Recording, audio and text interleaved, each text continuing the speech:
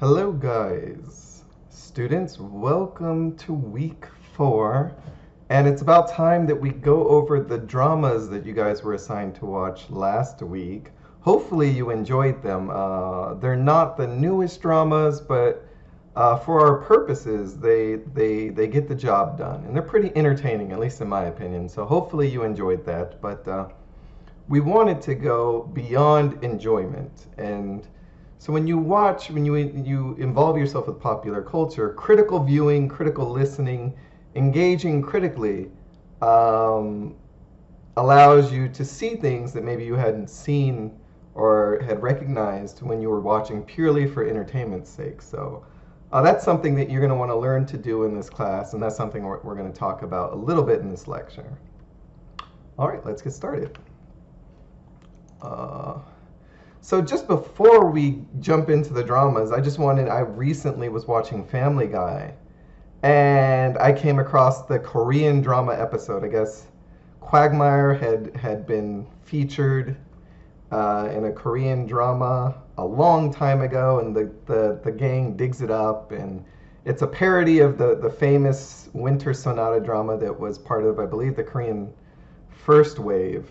But there's K-pop is featured, and a parody of one of Huna's music videos, and so it just goes to show you the influence that how far that's kind of spread in the United States for it to be featured in an episode of Family Guy. As random as Family Guy might be, still that's a major step to be featured in a major American animation. So the basics of Korean dramas, and if you're not familiar with this, they have a recipe.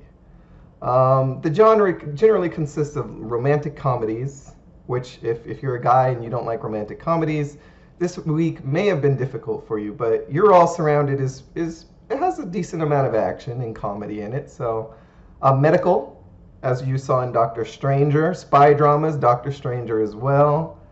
Music industry inspired. So there's a lot of dramas revolving around someone's rise to K-pop fame. So they have a lot of themes. The Cinderella story. The poor girl catches the rich guy's attention. You'll get tired of this one because they use it a lot. Revenge, very common in Korean film, but you see it in dramas as well. Friendship. There's almost always that really good friend that nobody really has in real life that's actually featured in Korean dramas. I'm just kidding. Maybe some of you guys do have really good friends in real life. I don't, but it'd be really nice to have that Korean drama best friend that's always looking out for your best interests. And then complicated family problems, which that is something that, while it is a theme, it is also a major part of just how Korean society or East Asian society really works. Some common plot elements, you get gender bending. So for whatever reason, the main protagonist, the girl, pretending to be a man, thus tricking the male protagonist into thinking that he has romantic feelings for a man. And that's supposed to be humorous. Cancer and other terminal illnesses. It's played, it's been done. Abandonment. So you get abandoned by your family for whatever reason. You're not good enough. You're not up to the family standards. Twins. We'll leave it at that. Love triangle, square, pentagon, sometimes hexagon. As far as you can really go in geometry, I think they've done it. And then uncontrollable vehicles on the path to strike down the main character. So just in case cancer wasn't enough to get those tears flowing from your eyes, right at the most critical moment in the drama, I believe it's on the next slide, this appears. The Korean drama White Truck, usually it's white, I'm not sure why, but the White Truck of Doom. And people, for some reason in Korean dramas, lose all evasive ability. And they just stand there and get hit by it. And for whatever reason, the street just clears out. And yeah, that it's for added dramatic effect. But you get tired of it. You start to expect it. You start to, when is the white Korean truck of doom going to pop up this time? But it's a very common element. And at this point, it's really just funny for those of you who have heavily invested in Korean dramas. So we're going to start with You're All Surrounded, which is a murder mystery crime drama about a young boy whose mother was murdered because she was going to testify against someone who had committed a murder against someone else. And they never really find out who commits that murder. And so he grows up and he becomes a cop. And the whole story revolves around him trying to figure out who was actually involved in the case. And he goes throughout the series suspecting the wrong person for a really long time. So definitely an interesting watch. I think it's available online just in case you wanted to watch past the first 3 episodes. But anyway, let's jump into it. There's romance in anything Korean drama, pretty much always there. And think about that. Your average Korean man works really hard. They work massive amounts of overtime to the point where they probably don't have time to watch a Korean drama. So you really want to think about who is the Korean drama marketed towards. And it'll probably, once you figure that out, it'll give you an idea of why romance is so prevalent. Beautiful people, even in a crime drama. You know, you look at an American crime drama, the main characters are pretty good looking, maybe the main character, but they, you know, not everybody is perfectly beautiful by society standards. K-pop music, hard to avoid. Complicated family relationships. Accused of being a mistress, and this is the one that's specifically featured in this one. It's really interesting that we'll talk about in comedy.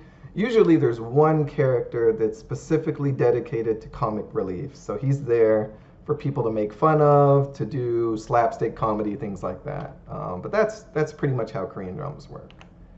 So in You're All Surrounded, we see K-pop immediately in one of the childhood, I wouldn't say friends, but maybe a nemesis of the main character.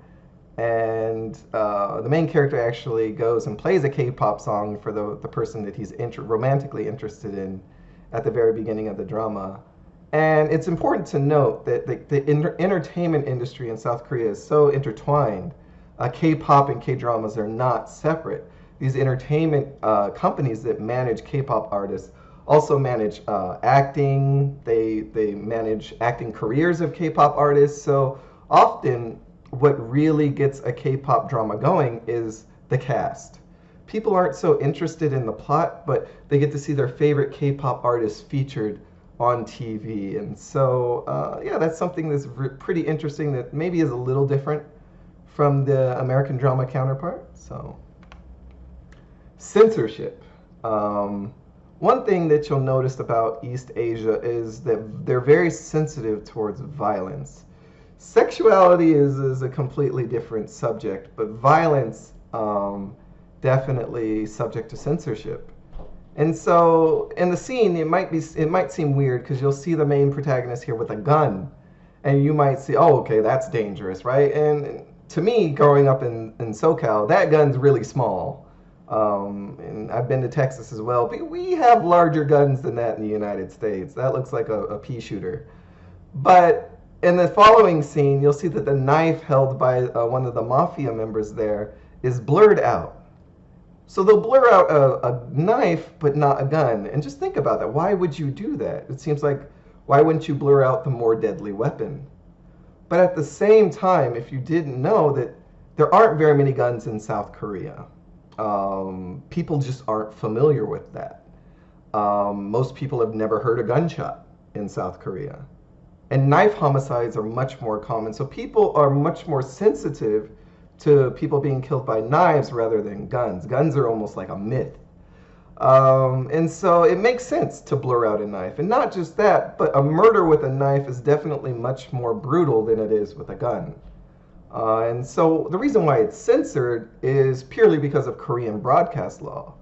So if you get it on DVD, it wouldn't be censored maybe, but on TV it will definitely be censored. And so the list of things that are censored on television: the graphic depiction of beheading, strangulation, dismemberment, direct depiction of the moment of suicide, which is really interesting, or depiction that implies the method of suicide, graphic depiction of killing or maiming with firearms, knives, or other tools, depiction of mangled corpse or body parts, graphic depiction of killing of an animal, and anything similar to what was listed above. So But yes, there is censorship when it comes to violence in South Korean television.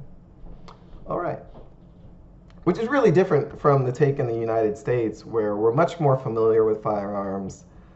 We even have where the LAPD will give you gift cards if you turn in your guns around Christmas time. And every year, people just bring in the most ridiculous weapons: assault rifles, military grade weapons, rocket propelled grenade launchers. It's just, we're much more familiar with firearms in the United States than they are over in East Asia. And so you'll see that reflected in popular culture as well.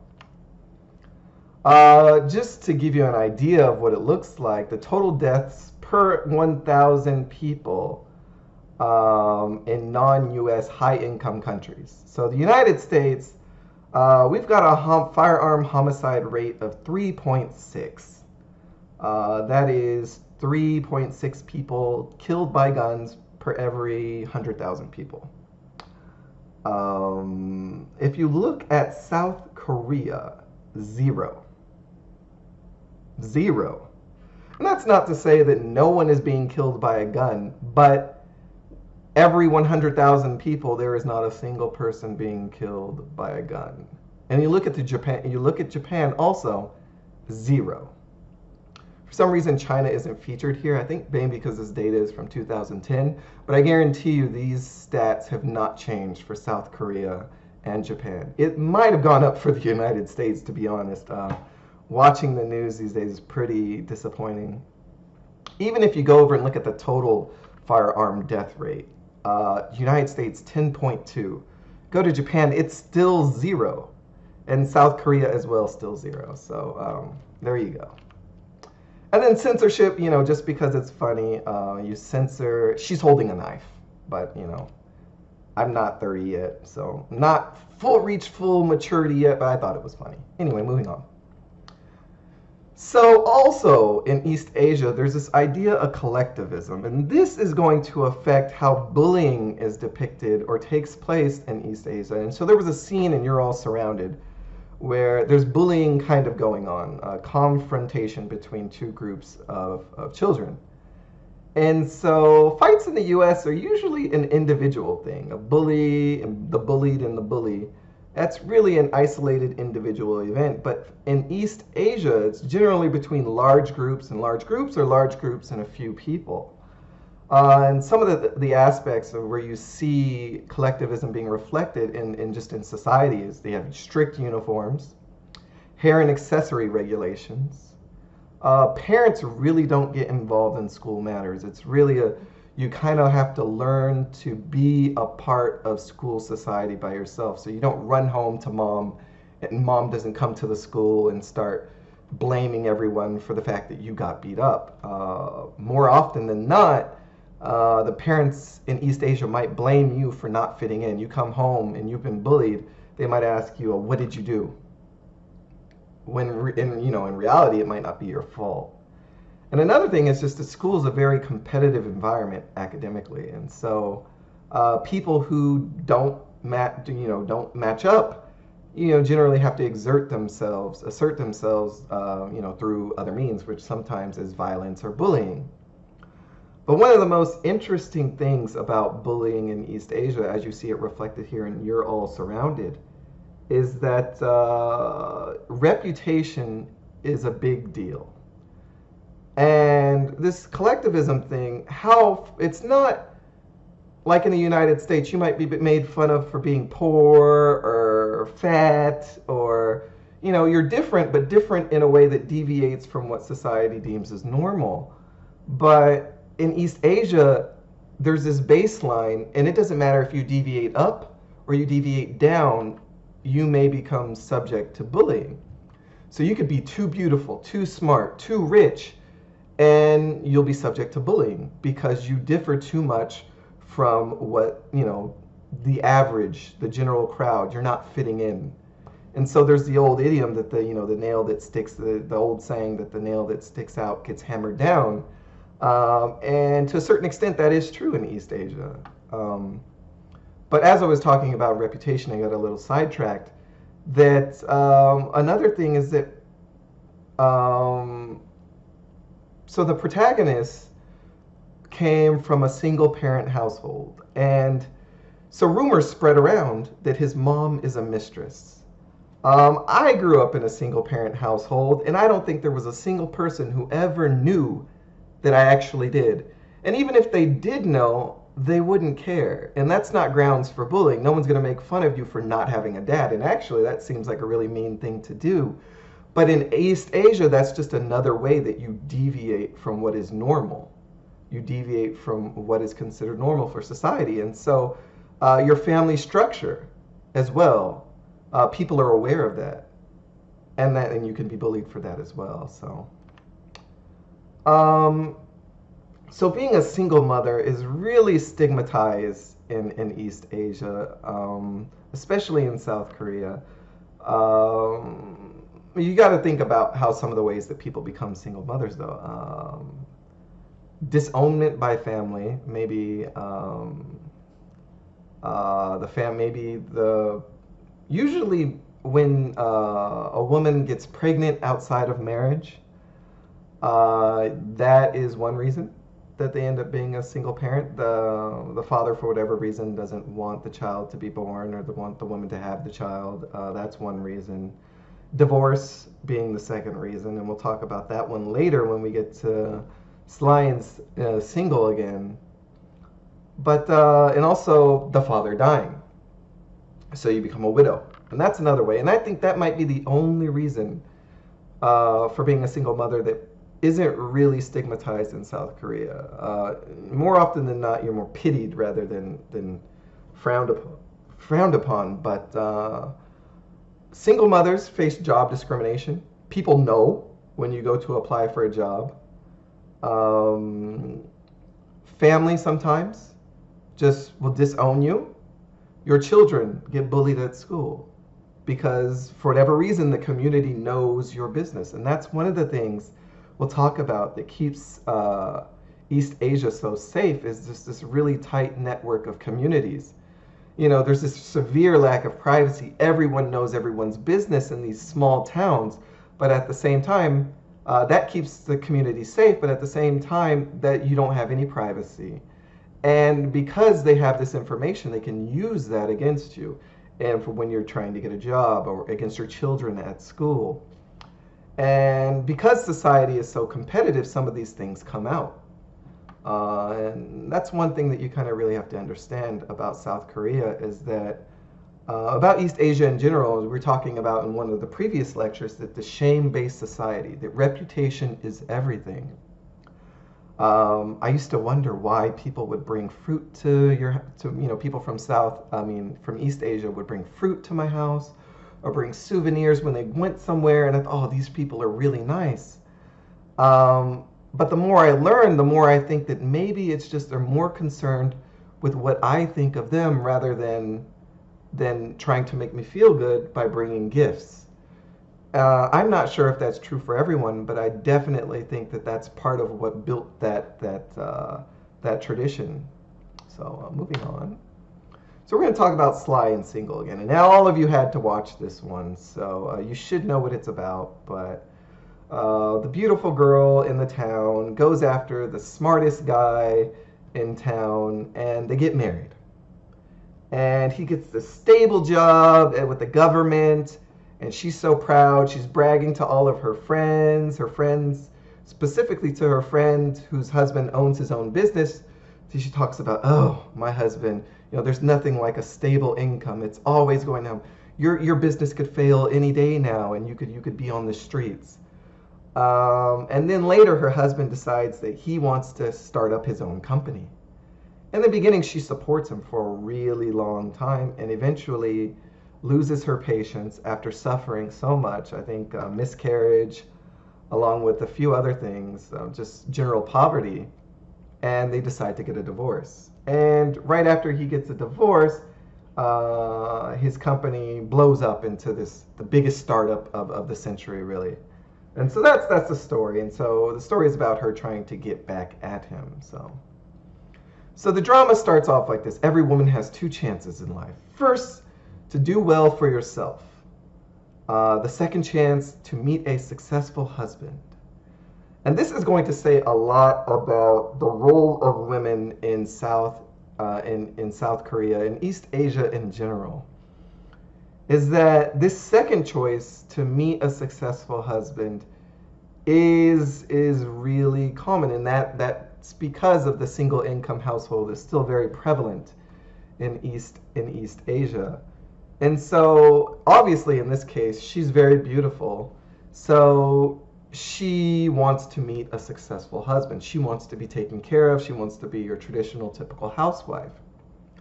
And so I'm not sure she's physically attracted to this guy. I mean, I think they made him really nerdy looking just to prove that point that someone who's very beautiful is interested in him, not because of the way that he looks, but because his future in terms of financial stability seems very bright. He studies well. He's super smart, as his mother states, and encourages him to her daughter to approach him. So, you might be watching these dramas, and it may seem like the most common type of household is a single income family, but I think, and this is from 2015, it was really difficult to find newer statistics on this, but 43.9% of married households were actually dual income families. And still single income families make up the majority. The gap every year, I believe, is closing. This might have to do with the fact that just the cost of living is rising in Seoul, and it maybe takes two incomes to actually afford that style of life.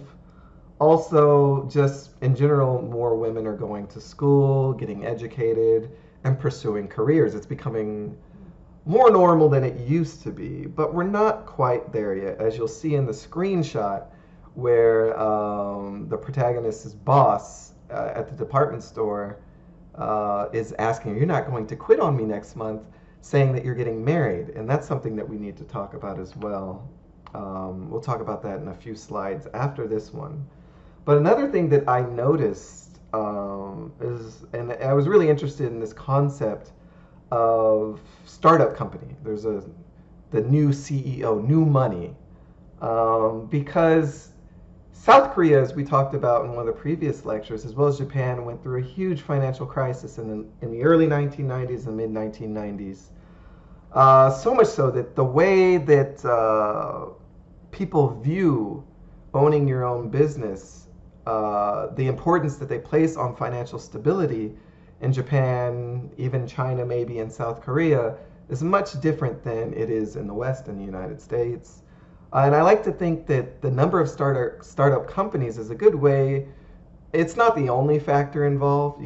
How you think about financial stability is not the only way that affects the number of startup companies, but I think it's a huge factor. And you'll see a huge difference here with the United States at 45,000 startup companies. But you go down the list here at Japan, 546, South Korea at 294.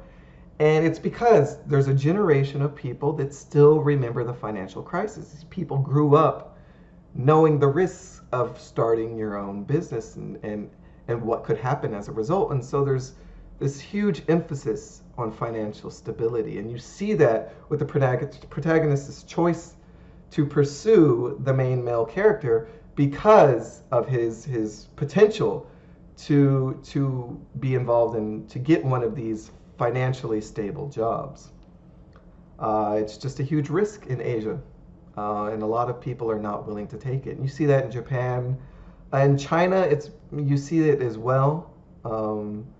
Government jobs, or just jobs with companies owned by these really old conglomerates that are likely not to go bankrupt, are definitely the first choice for most people in East Asia.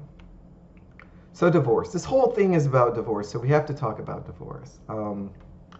So one thing that you'll notice is that fewer marriages equal fewer divorces, but there's a lot of things affecting the rate of divorce in South Korea. Fewer people are getting married. This has a lot to do with the previous slide that we were talking about, is that women are expected generally to quit their jobs when they get married. And so women who don't want to sacrifice a career, who want to have an own personal career, are usually turned off by the idea of marriage. They don't want to get married because they want to continue on with the career. A population decline. People aren't having as many babies, In Asia, maybe because more people are not getting married, and having babies outside of wedlock is something that is not a popular idea in South Korea. Highly Christian society, at least for the we saw statistics on that in one of the previous lectures. But yeah, population decline is definitely another reason. There's fewer people of marrying age. And so we'll get down to crude marriage rates. So that's the number of marriages that occur for every 1,000 people. And so South Korea here is approximately 5.2. The United States is 6.9, and it might be a little higher. I don't remember what year this is from. And that 5.0 is supposed to be Japan. And so the crude divorce rate, and we call it crude because it's for every 1,000 people, married or not. So that's 2.2 in South Korea, 3.2 in the US, and 1.7 in Japan. And we expect it to be higher in the US. But the interesting thing to look at here is the divorce rate, and that's the number of marriages that ultimately end up in divorces. In South Korea, you're looking at 36%, 46% in the United States, which is lower than I thought it would be, and 34% in Japan. So the view of divorce, people have definitely become more open to the idea. I think it used to be a lot lower than this.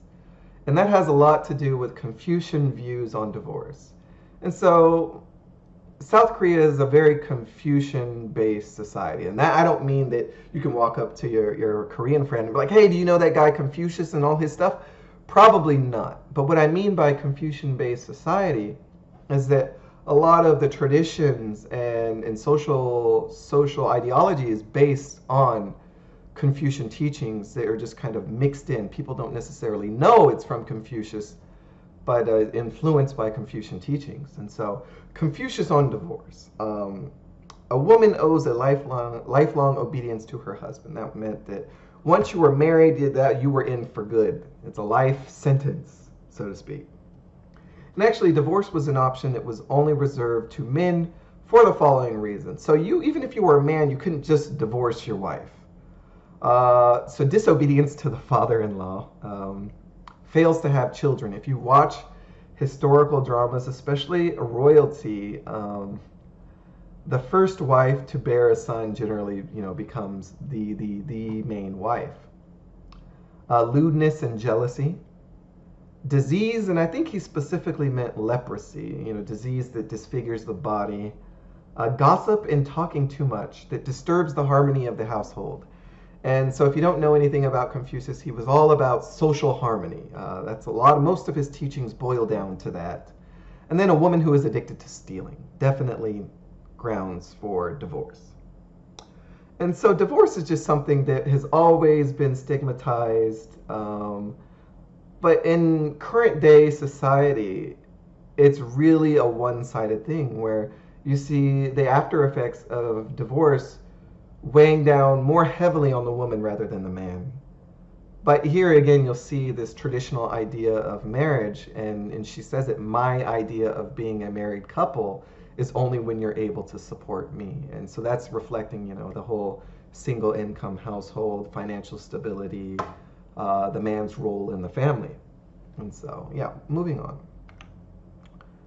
So My Shy Boss, and if you haven't realized by now, South Korea is kind of obsessed with the whole idea of the corporate world, the CEO, so on and so forth. So you see it again here with My Shy Boss. And what makes this funny is the work culture, because if you probably didn't see the trailer for this, but in East Asian countries, usually employees are not allowed to leave the office before the boss. And this is really funny because the boss generally doesn't want to go home. He's older. He doesn't want to go home to his wife, who's probably going to nag at him. And so he likes the office. Whereas the younger people would like to go home early. And so they're peeking over, trying to see if their boss has left yet. But in this particular case, this boss, this particular CEO, is suffering from a social anxiety. Severe social anxiety. And so he's afraid of having social contact with other people. And so he's waiting for them to leave. But socially, they can't leave until he leaves. And so they're both kind of popping up and down, waiting for one another to leave. And so that's supposed to be the funny part. is represented in the trailer, the humor.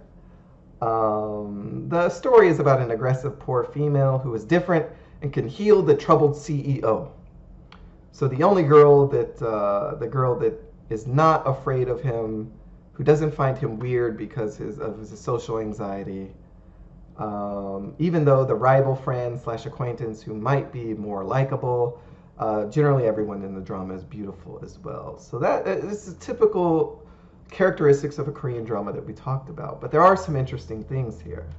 One of them being that they took a mental illness, social anxiety, and used it as a source of humor. And you might think, oh, well, that's bad. They're taking a serious problem and treating it like it's not serious. But I do say that we'll get back to that.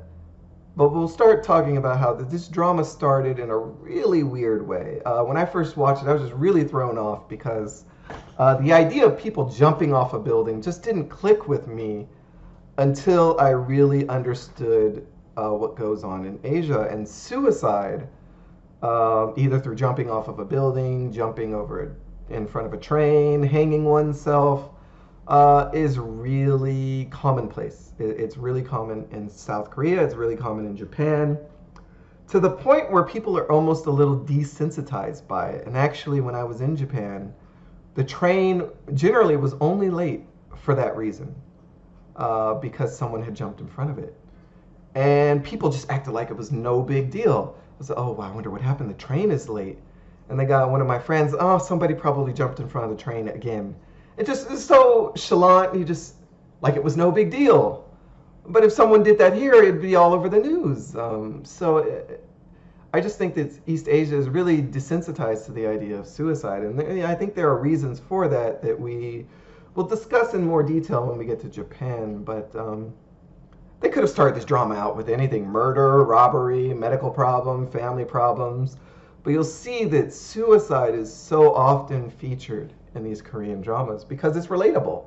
And like I said, popular culture has to be relatable. That's the one thing that, because it has to, in order for it to be popular, it has to be relatable, at least at some level. Suicide is the biggest killer of people ages 10 to 39 in South Korea. Particularly high among the elderly, though, and it's so sad. The mentality behind it is that they see themselves as a burden on their families, because the burden of elderly care falls on the family rather than some institution like a nursing home or something. And then just lacking a welfare system in South Korea, it's just not enough to support the elderly, so they really depend on their families for support and help. And sometimes they just feel like they're a nuisance, like they're a burden, and suicide seems like a good idea. And that's one, just that going back to collectivism, thinking of the whole rather than the individual. Men are twice as likely to commit suicide, and I think that has more to do with just the method that men use being more lethal, and you see that reflected in suicide statistics in the United States as well. Whereas women tend to attempt suicide as more of a demonstration, so they use methods that are less likely to succeed. But South Korea still has the highest rate of female suicide among modern nations. So definitely a big problem there, and you see that reflected in the popular culture. Poison, hanging, drug overdose, jumping off of buildings, jumping in front of cars, some of the more common methods. But mental illness is definitely a huge factor, and particularly depression, which really goes just undiagnosed, unchecked. There's very little sympathy for people suffering from depression in East Asia. So we'll talk about that as well. The workplace. So this is about an office. So you probably saw a lot of women working here. You're like, oh, wow, South Korea's got a lot of working women. They must be encouraging women to get out in the workforce. Not true. 52.7% of women participate in the workforce. Men, you get at 75%. And women get a head start. So men have a mandatory, I believe, I think it's 2-year or maybe 1-year military service, because technically they're still at war with South Korea. Women in universities exceed that of men now. There are more women going to college than men. But there's still a massive pay gap between men and women. And women are estimated to make around 36% less than their male counterparts, which that is a lot of money. Imagine if somebody just gave you a 36% raise right now just for being a man, or that would be really unfair. But another thing that you see and that affects these statistics and affects what you see represented in the drama versus reality is the concept of this M-shaped curve that you're going to see. And I don't have a picture of it here, but the shape of an M. So you get a spike in female participation in the workforce because they're young, right out of college, have to support themselves somehow. In their 30s, between 20 and 30, marriage happens, and so you see this spike down to the next stroke in the M. And then in the 40s, children are old enough to take care of themselves, go to school by themselves, so on and so forth. You see a spike up again, and this is for participation in part-time work that you see women getting back into the workforce, but only part-time, not full-time.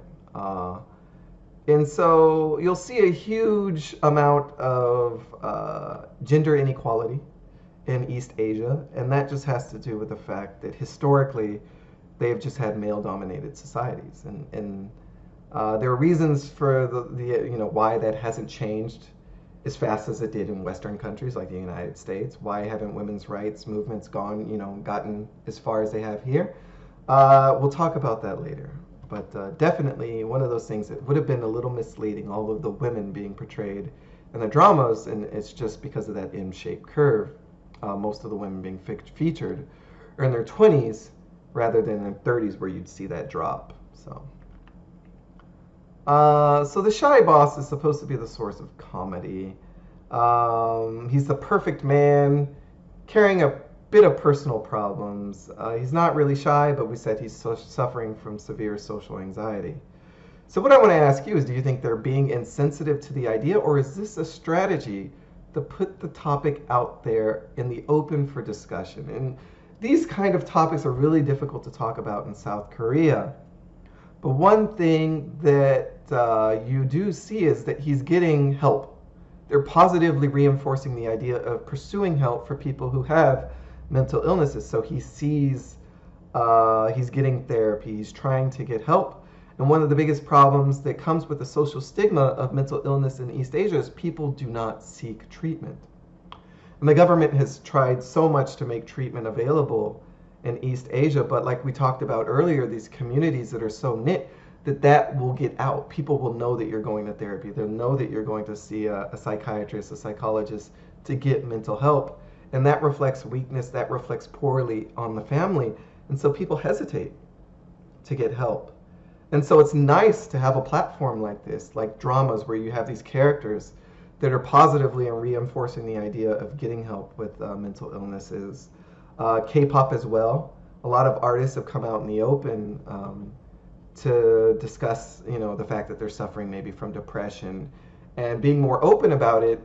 These people are role models. Children look up to these people. Regular people look up to these actors and stars. And it encourages these people to seek help as well.